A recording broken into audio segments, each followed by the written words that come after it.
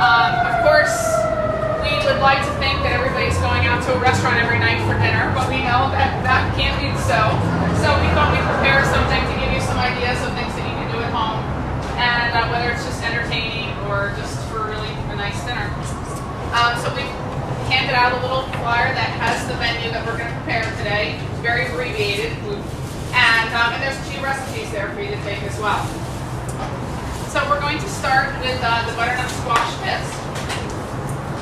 And today what we're serving for you is a bisque because it has a little touch of cream.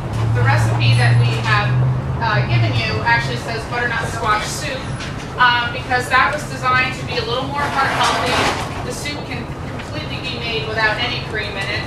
Sometimes we've used a little buttermilk or we've used a little apple cider for a little additional flavor.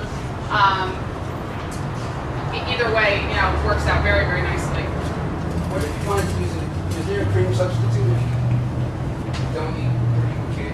Absolutely. Well, we do use the vegetable stock as the base, and like I said, a lot of times we won't use any. If we want to thin the soup out more, we'll just add more of that vegetable stock.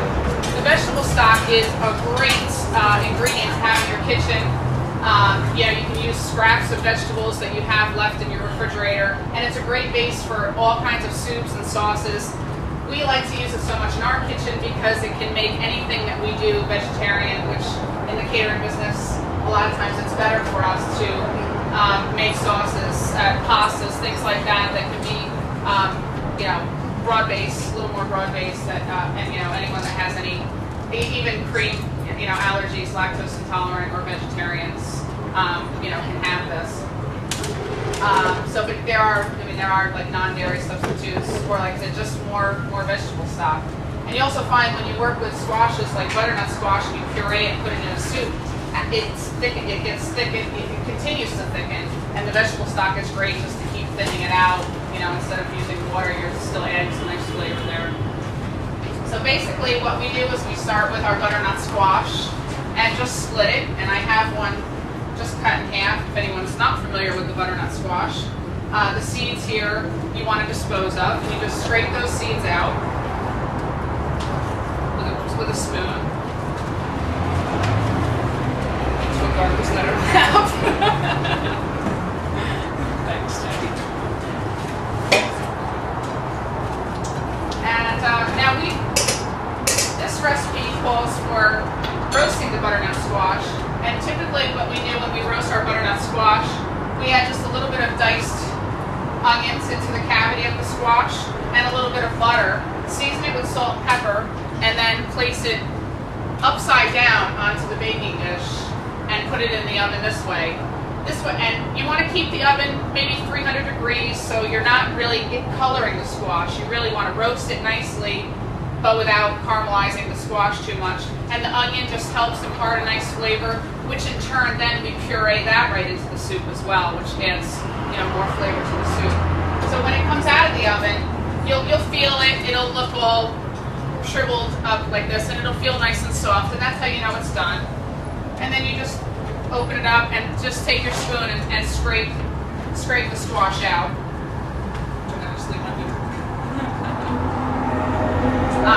But basically, this pulp can get added right into the vegetable stock and pureed. If you keep that all day, I guess. If you put this right into the hot stock, you can almost immediately puree it. You really don't need to cook it out for very long at all. And like I said, if it's too thick, you can always add a little more vegetable stock. Water works fine also, but we just like that added flavor that you get from the vegetable broth. So we have some soup prepared for you today. Actually, we're going to set up a little buffet at the end so that you'll be able to taste the entire dinner, a little buffet style. So, as far as accompaniments for the soup, quite often we will do a little. Today we're doing a sherry cream. Sometimes we'll just do a little bit of spiced nuts in the center, which actually I'm using in the salad today, or just by itself. But the sherry cream makes a nice presentation, and I'm actually going to just put one together, Jay, if you could just give me a little soup right here.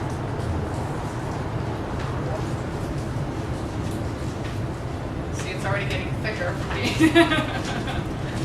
But there is a lot of natural starch in the squash, so it does, as it sits, it really does get thicker and thicker.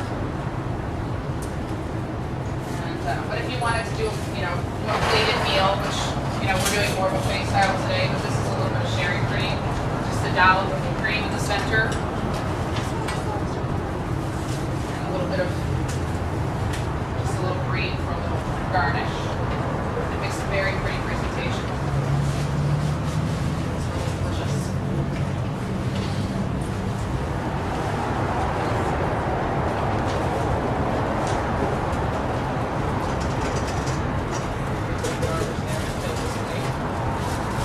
So, are you going to pass out some soup, James? All right, so we'll pass out some soup for you to enjoy while you're listening to the rest of my spiel here.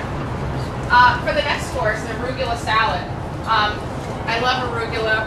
It has a kind of a little peppery flavor to it, which is one of the reasons that we tend to prefer to do a sweeter salad dressing with it. The sweet against the peppery flavor just is a really nice combination. This is baby arugula, which you can buy in the grocery store. It is pre-washed, which is really nice. And our salad dressing, this is a apple cider vinaigrette. Basically, we made this with a reduction of apple cider. We just take apple cider, put it on the stove, and just let it boil until you get it down to where it's just very kind of a light syrup consistency. And shake this a little bit. And then just make a straightforward vinaigrette. Add the cider to your vinegar, and this has just a little bit of mustard in it, salt, pepper, and salad oil.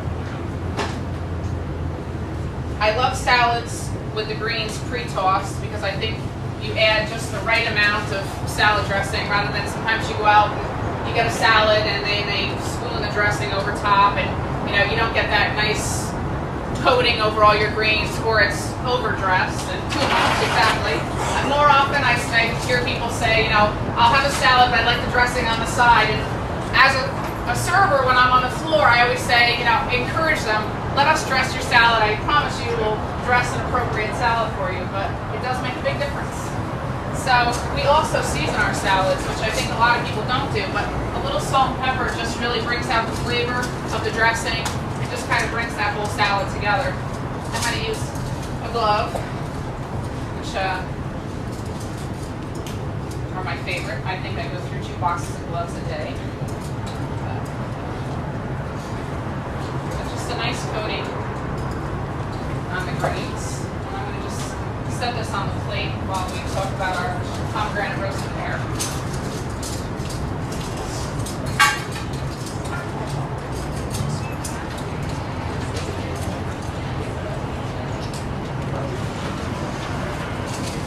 Pomegranate roasted pears. This is a nice accompaniment with the salad. It's certainly seasonal right now. This is the pears that have been roasted and finished. Basically, all we do is just peel the pears, toss them in. This is actually a purchased pomegranate molasses, which you can find in like Adams sells pomegranate molasses, some nicer grocery stores. We've tried making our own, and this is just as good. So it's not really worth the effort of trying to squeeze enough, get enough pomegranate juice to reduce it. But basically, we just peel the pears, coat them in the pomegranate molasses. We roast them about 300 degrees, just very slowly, until they're nice soft. You can use the tip of a knife just to, if you put it in the pear and it comes out nicely, it's perfect. And then once they're cooled, you just take the pear and do some pear slices. Now you can toss the pear right in. Or you can choose to do it afterwards. I like to do it afterwards because the pear has a great flavor on its own. It doesn't really need the salad dressing to be tossed with it. So I usually just arrange the pears right on the salad.